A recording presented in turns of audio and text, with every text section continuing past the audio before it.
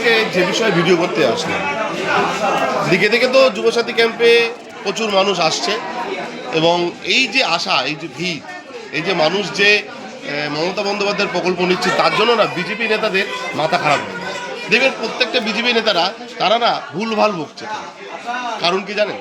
কারণ হচ্ছে মমতা বন্দ্যোপাধ্যায় যে যুবসাথী প্রকল্প করেছে, সেই যুবসাথী প্রকল্পে মমতা বন্দ্যোপাধ্যায় বলেছে যে এই যুবসাথী যারা পাবে তারা চাকরির প্রস্তুতির জন্য তাদের যে ফর্ম ফিল আপ, তাদের যে পরীক্ষায় বসতে গেলে, চাকরির পরীক্ষায় বসতে গেলে তার ফিস দিতে হয়, সেখানে যাতায়াতের জন্য মানুষ কিন্তু কোনো ভাতা নয়, এটা সহযোগিতা করছে পশ্চিমবঙ্গ সরকার। আর এই সহযোগিতাটাকে বিভিন্ন রকমভাবে বিভিন্ন দলের নেতারা, তারা বিরোধী দলের নেতারা তারা কটাক্ষ করছে। কিন্তু মজার বিষয় কোথায় জানেন? যারা কটাক্ষ করেছে সেই সমস্ত নেতাদের কথা তাদের দলের কর্মীরাই শুনছে।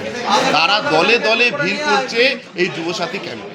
সেখানে বিজেপির লোক, সেখানে কংগ্রেসের লোক, সেখানে সিপিএমের লোক গাদা গাদা করে আসছে এবং তাদের নেতারা যে কটাক্ষ করছে মমতা বন্দ্যোপাধ্যায়কে, সেই কটাক্ষ তো তারা শুনছেই না, তারা মানছেই না। তারা মমতা বন্দ্যোপাধ্যায়ের এই সহযোগিতা পাওয়ার জন্য, মমতা বন্দ্যোপাধ্যায়ের এই প্রকল্প পাওয়ার জন্য তারা ভিড় করছে বিভিন্ন যুবসাথী ক্যাম্পে।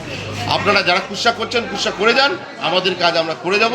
বাংলার উন্নয়নের জন্য একটাই মুখ, সেটা হচ্ছে মমতা বন্দ্যোপাধ্যায়। মমতা বন্দ্যোপাধ্যায়ের নেতৃত্বে উন্নয়ন চলবে, আর সবুজ সেনার সেনাপতি অভিষেক বন্দ্যোপাধ্যায়ের নেতৃত্বে আমাদের দলের যে কর্মকাণ্ড সেগুলো চলবে। আমরা সকলে মিলে একটাই স্লোগান তুলব, জয় হিন্দ, জয় বাংলা।